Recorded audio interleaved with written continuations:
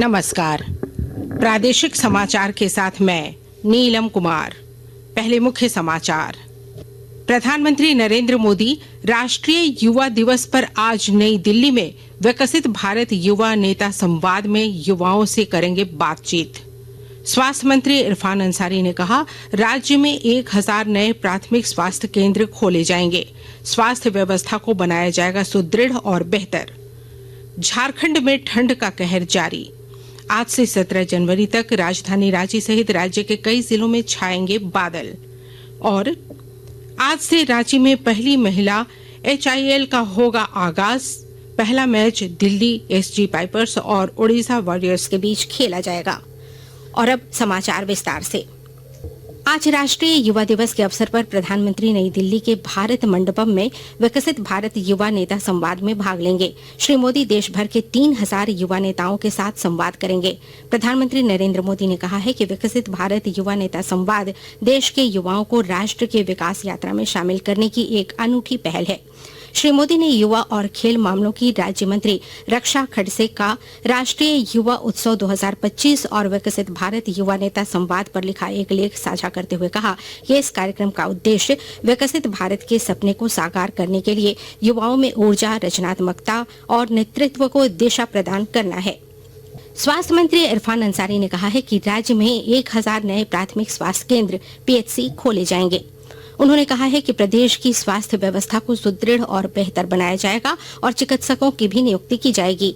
उन्होंने कहा कि आयुष्मान भारत योजना में दंत चिकित्सा की सेवाएं भी शामिल की जाएंगी। कल रांची के IMA भवन में आयोजित झांसा दंत संवर्ग के राज्य स्तरीय सम्मेलन को स्वास्थ्य मंत्री संबोधित कर रहे थे। उन्होंने कहा कि राज्य के चिकित्सकों को पूरी सुरक्षा मुहैया कराई जाएगी। डॉक्टर बेझिझक अपनी सेवा दें। स्वास्थ्य और परिवार कल्याण मंत्रालय की पॉपुलेशन रिसर्च सेंटर PRC की टीम ने अपने 3 दिवसीय दौरे के दिन देवघर सदर अस्पताल का निरीक्षण किया।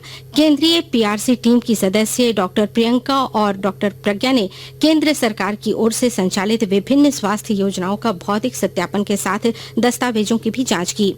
टीम ने अस्पताल में संचालित सभी OPD, OT, ICU, emergency ward, geriatric ward, महिला ward, labour ward, SNCU, Ayushman ward, दवा वितरण केंद्र सहित अन्य वार्डों का निरीक्षण किया। टीम के सदस्यों ने OPD में तैनात चिकित्सकों से मरीजों से संबंधित जानकारी ली। सरायकेला में ह्यूमन मेटान्यूमो वायरस के प्रसार को देखते हुए जिला प्रशासन ने आम लोगों से सतर्कता बरतने की अपील की है। और जानकारी के साथ हमारे संवाददाता।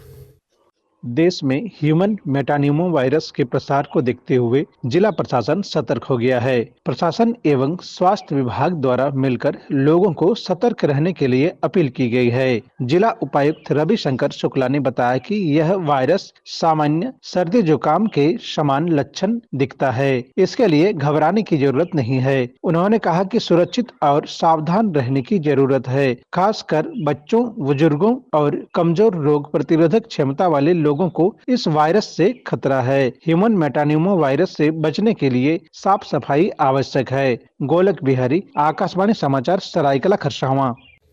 झारखंड विधानसभा के अध्यक्ष रविंद्रनाथ महतो ने गिरिडीह में राष्ट्रीय सड़क सुरक्षा माह के तहत चलाए जा रहे कार्यक्रम का अवलोकन किया। विधानसभा अध्यक्ष ने सभी लोगों से वृक्षारोपण की अपील की।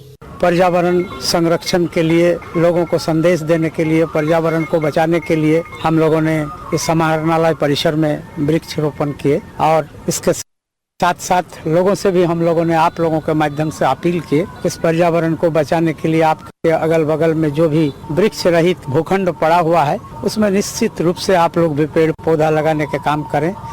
महाकुंभ 2025 की शुरुआत कल से पहले अमृत स्नान के साथ होगी। इस भव्य आयोजन में श्रद्धालुओं के लिए विभिन्न सुविधाओं की व्यवस्था की गई है। 45 दिनों तक चलने वाला यह भव्य आयोजन न केवल आध्यात्मिकता और आस्था को प्रदर्शित करेगा, बल्कि दुनिया भर से आने वाले करोड़ों तीर्थयात्रियों के लिए एक व्यवस्थित चिकित्सा सुविधा भी प्रदान करेगा। आकाशवाणी के ताजा तरीन समाचारों के लिए आप हमारी वेबसाइट news.air.gov.in पर लॉग ऑन कर सकते हैं।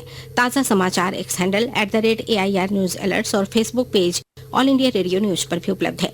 आप प्रादेशिक समाचार एकांश के X handle @AIR News_ Ranchi और फेसबुक, इंस्टाग्राम पेज तथा YouTube channel AIR news Ranchi पर भी हमारे बुलेटिन सुन सकते हैं। प्रादेशिक समाचार आप आकाशवाणी रांची से सुन रहे हैं। झारखंड में ठंड का कहर जारी है। पहाड़ों से आने वाली सर्द हवाओं की वजह से ठंड का असर आम जनजीवन पर पड़ा है। मौसम विभाग के अनुसार आज से 17 जनवरी तक रांची सहित राज्य के कई जिलों में बादल छाए रहने की संभावना है। इससे न्यूनतम तापमान में 1 से 2 डिग्री सेल्सियस तक की वृद्धि हो सकती है। ठंड के कारण राज्य के अधिकांश जिलों का न्यूनतम तापमान 10 डिग्री से नीचे चला गया है। पिछले 24 घंटे में गुमला जिले का न्यूनतम तापमान 3.7 डिग्री सेल्सियस, वहीं रांची का न्यूनतम तापमान 7.6 डिग्री सेल्सियस रहा। आकाशवाणी का समाचार सेवा प्रभाग अपने साप्ताहिक कार्यक्रम पब्लिक स्पीक में आज रात 9:30 बजे टीबी मुक्त भारत विषय पर परिचर्चा प्रसारित करेगा। चर्चा के लिए स्वास्थ्य और परिवार कल्याण मंत्रालय के उप महानिदेशक DDG TB professor Urvashi B Singh हमारे स्टूडियो में मौजूद रहेंगे। आमंत्रित विशेषज्ञ से कार्यक्रम के दौरान आपदा प्रबंधन की तैयारियों से जुड़े प्रश्न पूछे जा सकते हैं। श्रोता हमारे विशेषज्ञ से टीबी की पहचान और उपचार, सरकार के द्वारा चलाए जा रहे 100 दिवसीय टीबी उन्मूलन से संबंधित सवाल भी पूछ सकते हैं।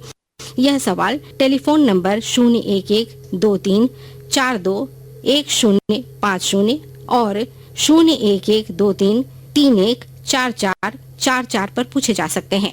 आज से रांची के मोरहाबादी स्थित मरांग गोम के Jaipal Singh Munda astroturf hockey stadium में पहली महिला हॉकी इंडिया लीग का आगाज होगा। शाम 7:30 बजे विधायक कल्पना सोरेन लीग का उद्घाटन करेंगी। इसके बाद पहला मुकाबला दिल्ली SG पाइपर्स और ओडिशा वॉरियर्स के साथ होगा। यह मैच रात 8:40 पर शुरू होगा। महिला हॉकी इंडिया लीग के पहले संस्करण में 4 टीमें भाग ले रही हैं। इनमें Delhi SG Pipers, Odisha Warriors, Shrachi Rarh Bengal Tigers और सुरमा हॉकी क्लब शामिल हैं। 15 दिनों तक का लीग चरण 24 जनवरी तक चलेगा और फाइनल मैच 26 जनवरी को खेला जाएगा। प्रत्येक टीम एक दूसरे के साथ 2 बार खेलेगी और शीर्ष 2 टीमें खिताब के लिए आमने सामने होंगी। रांची में 11 मैच खेले जाएंगे, जबकि 2 मैच राउरकेला के बिरसा मुंडा हॉकी स्टेडियम में खेले जाएंगे। आज से रांची में हॉकी इंडिया महिला लीग के पहले संस्करण की शुरुआत हो रही है। इस संस्करण के पहले मुकाबले में दिल्ली SG पाइपर्स रात्रि 8:40 पर ओडिशा वॉरियर्स का मुकाबला करेगी। उधर राउरकेला में शाम 6 बजे हैदराबाद तूफान्स और कलिंगा लांसर्स अपनी अपनी चुनौती रखेंगे पुरुष वर्ग में। आकाशवाणी समाचार के लिए मैं आशीष चरंगू। और अब अखबारों की सुर्खियां। रांची से प्रकाशित सभी प्रमुख अखबारों ने रामगढ़ में हुए मुठभेड़ की खबर को पहले पन्ने की सुर्खी बनाई है। दैनिक जागरण की सुर्खी है, झरिया विधायक रागिनी के कार्यालय पर फायरिंग, विधायक ने लगाया साजिश रचने का आरोप। प्रभात खबर ने लिखा है, पुलिस ने मुठभेड़ में 5 जिलों के आतंक आलोक उर्फ राहुल तुरी को मार गिराया। दैनिक भास्कर लिखता है, कल से प्रयागराज ही सनातन का शक्ति केंद्र, 45 दिनों तक रोज लाखों मंत्र जाप और आहुतियां।